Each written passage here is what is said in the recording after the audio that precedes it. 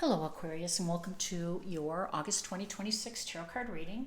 We're going to get started with an oracle card to get a sense of the energy you're moving into for this August.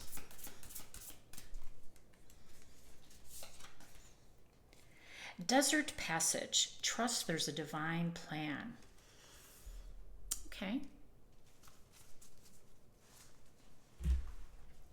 I like it. It suggests that you're on this path, this passage, and it's barren. You're not seeing a lot of life.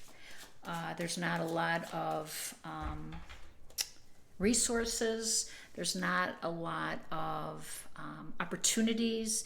It's barren and it's a little desolate. But you have to trust that there's a divine plan, that you have to get through this period, this desert period, this passage, and then you will see the resources, the people, the opportunities, the things, the money show up. Okay, let's see if we can get some additional guidance here from tarot. Beautiful. Awakening, the Judgment card, the Strength card, the High Priestess, and the Three of Wands. I'm chuckling because you got three major arcana cards right off the bat.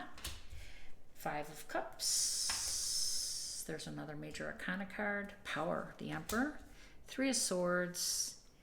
And the Fool. Okay. I'm starting to see your story in a more clarifying light here, right? So the theme is desert passage. You'll have to get through a dry period, right? A desert, a barren period before you start to see things opening up for you. So let's talk about the Three of Swords because, well, it's a card that it's not a major arcana card, and you have quite a few. You have five. So that's incredible. You and Sagittarius both have had a lot of major arcana cards show up. So, and that's a lot of power, a lot of superpower here for you. Now, the Three of Swords, though, is heartache and heartbreak and disappointment and grief and, you know, a little bit of denial, a little bit of, you know, bargaining and hoping that things could come back the way they were. And I say that because of the Five of Cups. You keep on looking at these three cups, you know, and being in a mournful, sorrowful, grieving type of energy. And this is your passage. This is not changing for you. You have to get through this, you know, and you have to trust that there's a divine plan. And so the test for you is to go through the phases, to go through the necessary process for grieving and to take time out and do it properly. I love that the Judgment card showed up because this is a spiritual awakening card. That's what you should be tapping into. You should be tapping into your spiritual guide, you know. This is a time for reckoning, a time for truth, and a time to release, you know, to surrender some of these energies that have now caused you some pain and are in your path. There's nothing out here for you until you release this energy. Now, I do like the Strength card right next to it because that it takes courage. It takes determination. It takes willpower to believe that you're more than this, to believe that you are not judged by a relationship that didn't work out in your favor, that you are not, you know, grieving or lovesick or all just that you are a beautiful, vibrant, and worthy individual of great power, the Emperor.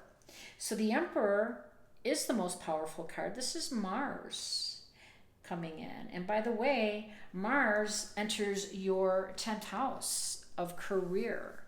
And and leadership roles on the 11th of August, I believe. And he came in because he wants you to take your power back. Take your power back sounds like so cliche, but it is so truthful. And when we say take your power back, it's take back your heart, okay? Because it's whatever this was, it's over. Take back your emotions, because whatever that was, it's over. It's an ending. This is a chapter to close out. This is like 12th house energy here, you know, where endings go to rest, where you go to heal, where you learn, you know, to let go of things in order to open up to greater things, to more possibilities. And it takes courage to do that. It does. But you have it. And you're going to embrace your power again. And honestly, Aquarius, you have one of the strongest wills of the zodiac. You are very powerful in your own right. And, you know, you kind of dance to your own tune. You're unique in your way. That's, you know, how we love you. That's part of your charm. That's part of Uranus's influence on you, your ruler. And you are more than capable of reinventing yourself, because you have the capacity, the mental capacity for sure, and the emotional capacity. So, you know, calling out all of this power for you to say, you're going to get through this passage, this period of barrenness with nothing, and you're going to open up to your spiritual guides. High Priestess is your intuition. Follow it. You know, don't be blinded by somebody's opinion of you, because this is not a good time for it. You're too vulnerable. Keep your own counsel is what the High Priestess is saying. And this Three of Wands, you see, you're out there by yourself. You know, you're not surrounded by people. You're not being influenced by people. You're at the shore and you're looking over the horizon and you're determining where you're going next. The Fool card is your card. It is full of promise. It is full of adventure. It is full of dreams. It is full of never giving up, and having the optimism and having the faith to know that there is more for you. This is an abundant world, but the message is clear. You have to deal with this this desert passage in order to open up for what the planets and these cards have in store for you.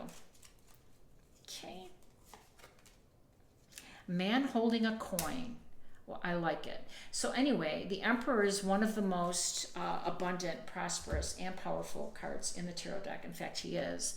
So this might not just be you taking back your power, by the way. This card suggests to me that you're going to meet an Emperor person. And that is when Divine shows you their plan.